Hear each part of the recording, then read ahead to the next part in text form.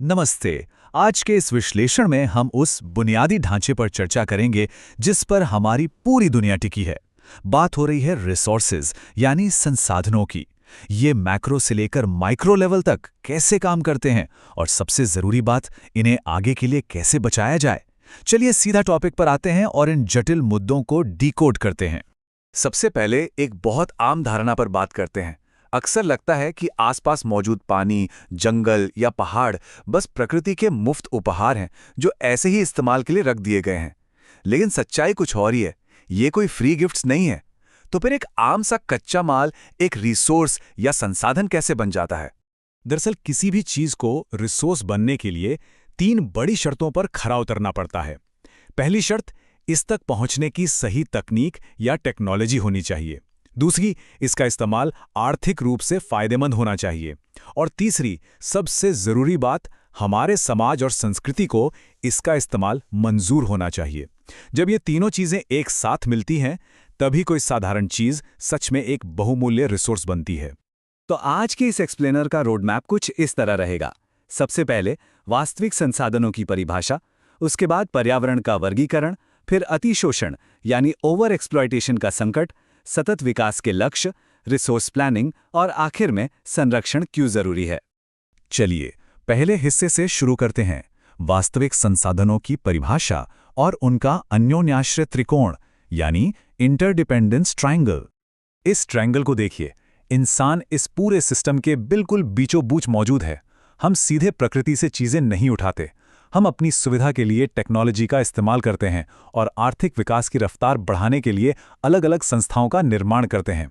यानी nature, technology और institutions, ये सब इंसान के जरिए एक दूसरे से आपस में गुंथे हुए हैं। अब आगे बढ़ते हैं दूसरे हिस्से की तरफ, जो है हमारे पर्यावरण का वर्गीकरण या स्ट्रक्चरल ब्रेकडाउन। यहाँ इस फ्लो चार्ट को देखिए, जो एक बहुत ही साफ तस्वीर पेश करता है। इन सभी रिसोर्सेज को पहले 2 मुख्य हिस्सों में बांटा जाता है। एक है प्राकृतिक यानी नेचुरल और दूसरे हैं मानवीय यानी human resources.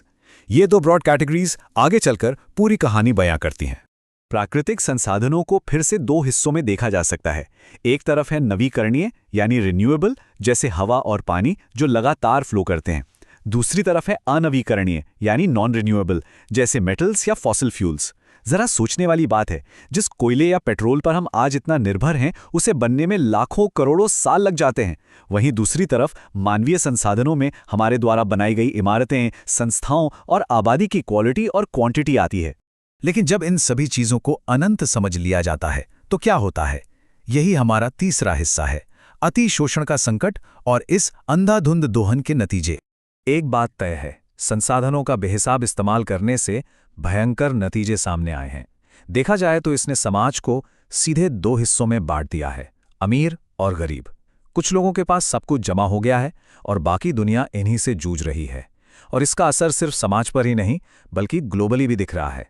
Global warming, ozone layer का पतला होना और जमीन का पूरी तरह बंजर होते चले जाना, ये सब इसी अंधाधुंध इस्तेमाल का ही तो परिणाम है। इस संकट से निपटने के लिए दुनिया ने क्या किया? यहीं पर चौथा हिस्सा आता है, सतत विकास और एजेंडा 21, जो एक वैश्विक सहमति पर आधारित है। सस्टेनेबल डेवलपमेंट या सतत विकास सुनने में बड़ा एकेडमिक लगता है, पर इसका मतलब बहुत सीधा है। तरक्की तो करनी है, आगे बढ़ना है, लेकिन पर्यावरण को बर्बाद किए बिना। आज का आर्थिक विकास इस तरह से होना चाहिए कि आने वाली पीढ़ियों के लिए भी जरूरत की चीजें बची रहें। एक परफेक्ट बैलेंस। इसी बैलेंस को प्रैक्टिकल बनाने के लिए जून 1992 में एक बड़ा ऐतिहासिक कदम उठाया गया। ब्राजील के शहर रियो डी जनेरो में 100 से ज्यादा देशों के नेता एकजुट हुए। इतने सारे ग्लोबल लीडर्स का इस तरह किसी पर्यावरण मुद्दे पर साथ आना सच में एक टर्निंग पॉइंट था। यहीं पर एजेंडा 21 को अपनाया गया। एजेंडा 21 के लक्ष्य काफी साफ थे, पर्यावरण को बचाना, गरीबी और बीमारियों से लड़ना और ग्लोबली सबको अपनी जिम्मेदारी समझना। लेकिन इसमें सबसे असरदार निर्देश क्या था? वो था हर स्थानीय सरकार को अपना खुद का लोकल एजेंडा 21 बनाने का निर्देश। क्योंकि चाहे समस्या ग्लोबल हो, उसको ठीक करने की शुरुआत लोकल लेवल से ही होती है। लोकल एक्शन की बात हो ही रही है तो 5वें हिस्से की तरफ चलते हैं, भारत में संसाधन नियोजन या रिसोर्स प्लानिंग की माइक्रो स्ट्रैटेजी। अब भारत का उदाहरण ही लीजिए। यहाँ संसाधनों की कहानी कितनी अलग और विरोधाभासी है। झारखंड और एमपी मिनरल्स और कोयले से भरे पड़े हैं। अरुणाचल प्रदेश में पानी ही पानी है, पर वहाँ ज़रूरी इंफ्रास्ट्रक्चर नहीं है। राजस्थान के पास धूप और हवा से ऊर्जा बनाने की बेहतरीन क्षमता है, लेकिन पानी की बहुत कमी है। और लद्दाख को देखिए, सांस्कृतिक तौर पर बेहद समृद्ध, पर बाकी चीज़ों से एकदम कटा हुआ। यही अनइक्वल डिस्ट्रीब्यूशन दिखाता है कि सही तरीके से हिसाब किताब और प्लानिंग करना कितना ज़रूरी है। और ये रिसोर्स प्लानिंग काम कैसे करती है? भारत में इसके 3 ठोस कदम हैं। पहला, देश भर में सर्वे करना और उनकी मैपिंग करके एक इन्वेंट्री तैयार करना।